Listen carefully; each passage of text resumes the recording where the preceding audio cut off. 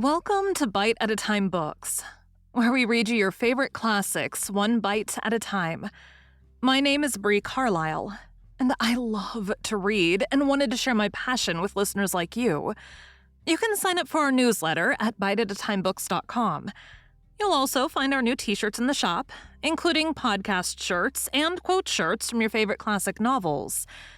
Be sure to follow my show on your favorite podcast platform so you get all the new episodes. We're part of the Bite at a Time Books Productions Network. If you'd also like to hear what inspired your favorite classic author to write their novels, and what was going on in the world at the time, check out the Bite at a Time Books Behind the Story podcast, wherever you listen to podcasts. Today we'll be continuing Les Miserables by Victor Hugo.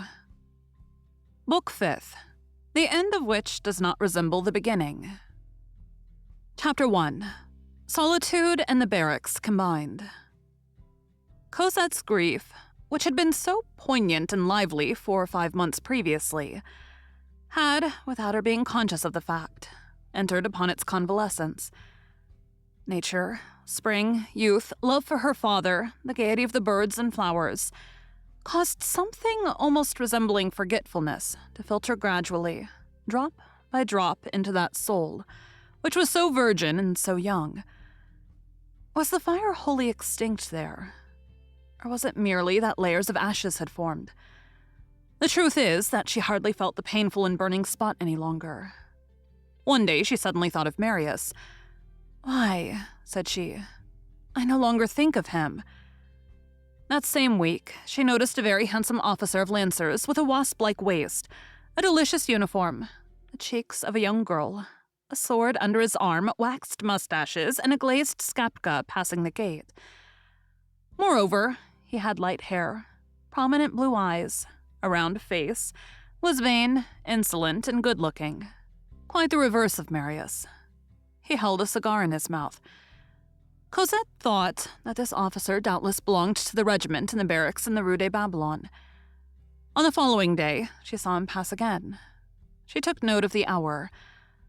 From that time forth, was it chance?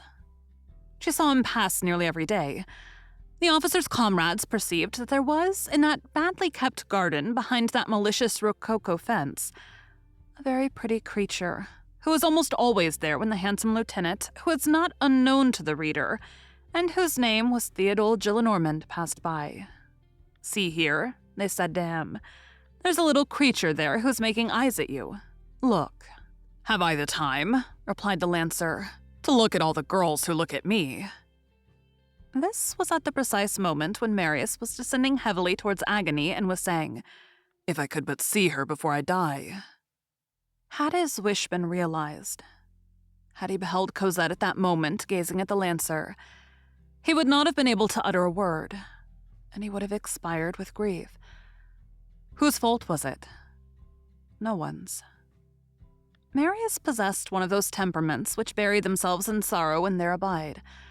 Cosette was one of those persons who plunge into sorrow and emerge from it again. Cosette was, moreover, passing through that dangerous period, the fatal phase of feminine reverie abandoned to itself, in which the isolated heart of a young girl resembles the tendrils of the vine which cling, as chance directs, to the capital of a marble column, or to the post of a wine shop. A rapid and decisive moment, critical for every orphan, be she rich or poor, for wealth does not prevent a bad choice.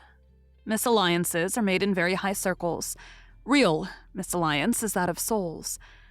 And as many an unknown young man, without name, without birth, without fortune, is a marble column which bears up a temple of grand sentiments and grand ideas, so such and such a man of the world, satisfied and opulent, who has polished boots and varnished words, if looked at not outside but inside, a thing which is reserved for his wife, is nothing more than a block obscurely haunted by violent, unclean, and vinous passions. The post of a drinking shop. What did Cosette's soul contain? Passion calmed or lulled to sleep. Something limpid, brilliant, troubled to a certain depth, and gloomy lower down. The image of the handsome officer was reflected in the surface. Did a souvenir linger in the depths? Quite at the bottom? Possibly. Cosette did not know. A singular incident supervened.